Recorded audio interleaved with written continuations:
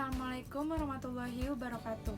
Perkenalkan, saya Kofifa Inka Pratiwi dari Universitas Bung Karno, Jakarta. Untuk NIM saya 1101180132. Hari ini saya akan memenuhi nilai mandiri dari mata kuliah Manajemen Konflik dengan dosen pengampu Tri Okta Sulfa Kimiawan. Saya akan membacakan 4 soal beserta jawaban UTS saya. Elias Canetti berhasil mengungkap dimensi yang sebelumnya terlupakan dalam memandang manusia terkait dengan fenomena massa serta kekerasan massa. Ada 5 kesimpulan yang dapat ditarik dari pemikirannya. Jelaskan. Canetti berhasil mengungkap dimensi-dimensi yang sebelumnya terlupakan di dalam memandang manusia terkait dengan fenomena massa serta kekerasan massa. Ada 5 kesimpulan yang kiranya dapat ditarik dari pemikirannya. Pertama, manusia adalah makhluk yang memiliki aspek-aspek hewani di dalam dirinya.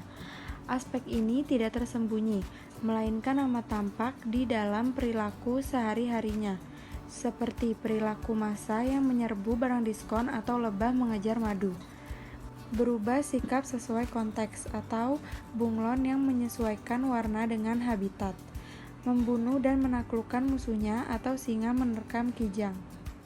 Kedua, manusia dapat mengalami perubahan, mirip seperti tombol on dan off. Manusia dapat mengubah dirinya sekejap mata menjadi massa. Di dalam massa, ia memiliki karakter yang jauh berbeda dengan diri pribadinya. Ia dapat membenci musuh dari massa, walaupun sebenarnya tak punya masalah pribadi sama sekali. Ketiga, massa yang merupakan produk dari kemampuan manusia untuk mengubah dirinya memiliki 2 sisi. Sisi pertama adalah sisi merusak. Massa hadir untuk mengguncang dan merusak, seperti dalam perang, pemberontak, kerusuhan massa, konflik antar kelompok, dan sebagainya. Keempat, Canetti melihat adanya hubungan internal antara massa dan kekuasaan. Pendek kata, massa adalah kekuasaan itu sendiri. Massa dapat menghancurkan atau justru menciptakan sesuatu yang baru. Biasanya kedua proses itu berjalan berbarengan. Agar sesuatu itu dapat mencipta ulang dirinya sebagai sesuatu yang baru, ia harus hancur terlebih dahulu. Kelima, konflik massa dapat terjadi karena akumulasi dari kodrat hewani manusia untuk berubah. Perubahan manusia menjadi massa yang memiliki 2 muka atau kreatif dan destruktif. Pada hakikatnya, setiap manusia memiliki naluri merusak, yaitu naluri kekerasan. Dalam keadaan tertentu, naluri kekerasan dapat dicegah dengan adanya berbagai jenis sosial kontrol dalam masyarakatnya. Sebutkan dan jelaskan 3 konsep dasar kekerasan massa.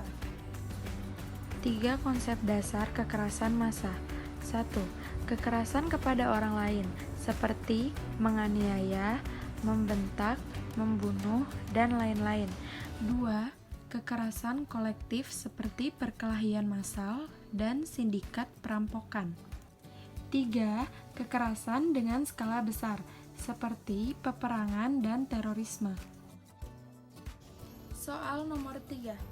Ada 3 akar kekerasan dalam pandangan Budi F. Hardiman. Dalam bukunya, Memahami Negativitas, Diskursus tentang Massa, Teror, dan Trauma. Karena kompleksnya, peristiwa kekerasan, akar-akar penyebabnya juga kompleks. Akan tetapi, dapat difokuskan pada 3 akar kekerasan yang berkaitan dengan kondisio humana, yaitu yang bersifat epistemologis, antropologis, dan sosiologis. Jelaskan. Yang pertama, epistemologis, proses pengenalan manusia terhadap manusia yang lainnya, yang berarti orang lain selalu dianggap sebagai sesamanya atau sebagai musuh dirinya. Kedua, antropologis.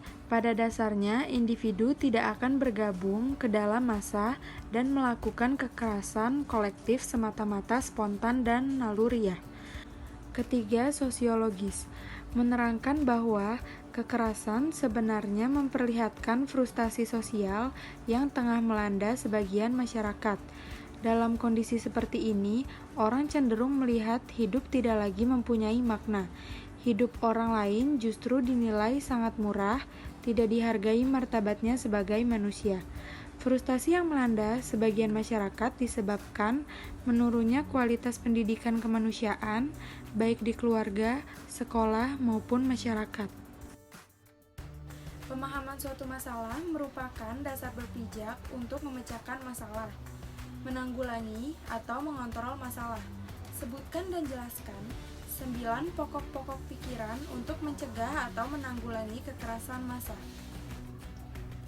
9 pokok pikiran untuk mencegah atau menanggulangi kekerasan massa. 1. Keseriusan menghadapi kejahatan dalam masyarakat. 2. Penegakan hukum. 3. Menurunkan kejahatan sekaligus menurunkan tingkat relatif deprivation masyarakat. 4. Mengurangi proses belajar sosial tentang kekerasan massa. 5. Concern dengan masalah pelanggaran hak asasi manusia atau HAM. 6. Concern dengan kasus kekerasan massa perlu menghidupkan lembaga kepemudaan dan lembaga sosial lainnya. 7. Mengedepankan kekitaan dalam mewujudkan kebersamaan dalam masyarakat. 8. Mencegah munculnya kesalahan persepsi dan komunikasi tentang berbagai aspek kehidupan. 9. Mengembangkan upaya intervensi untuk meredakan konflik.